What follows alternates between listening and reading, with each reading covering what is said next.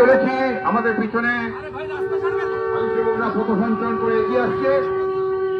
আমরা সবাইকে শুভেচ্ছা জানানোর জন্য আন্তরিক কৃতজ্ঞতা নিবেদন করছি। রাষ্ট্রীয় স্বয়ংসেবক সংঘ 1925 সালের 27 সেপ্টেম্বর নাগপুরে তার যাত্রা শুরু করেছিল। ততক্ষণের এই যাত্রা কেশবরাও বলেরামরাও হেডগেওয়ার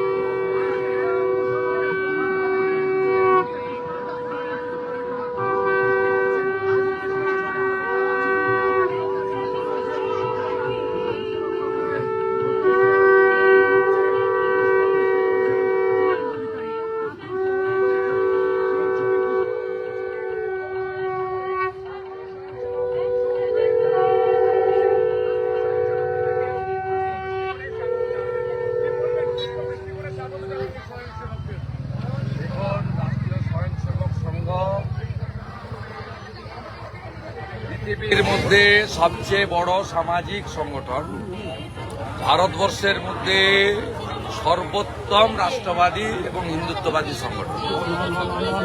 আমরা গর্বিত। আজকে শুভ মহালয়ার দিন পথ সঞ্চালনাতে তাদেরকে পুষ্পবৃষ্টির মাধ্যমে, গোলাপের পাপড়ি দিয়ে, শঙ্খধ্বনি দিয়ে, আমাদের সনাতনী প্রথা মেনে তাদেরকে আমরা প্রণাম করলাম, বরণ করলাম, বন্দন করলাম, অভিনন্দন করলাম। এবং অত্যন্ত পরিতাপের সঙ্গে বলি, কোচবিহারের অনেক জায়গায় গুন্ডারা আর মহেশতলা কলকাতাতে পুলিশ, আজকে রাষ্ট্রীয় স্বয়ংসেবক সংঘ একটি অরাজনৈতিক সামাজিক সংগঠন, তাদের এই বৃহৎ কার্যক্রমে বাধা সৃষ্টি করেছে। আমি বিরোধী দলনেতা হিসেবে এর ঘোর নিন্দা।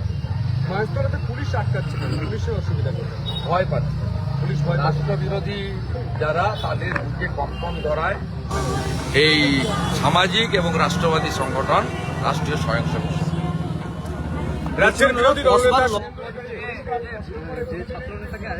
সেখানে পুলিশই বলছে যে উনি বেশ প্রভাবশালী ছিলেন। কসবা আইনি কলেজে যাকে অ্যারেস্ট করা হয়েছে, তিনি অনেকটাই প্রভাবশালী ছিলেন, এমনটাই দাবি পুলিশের। কি বলবেন? প্রভাবশালী মানে নিশ্চয়ই মুখ্যমন্ত্রীর মাথায়। ঠিক আছে, কোনো বিষয়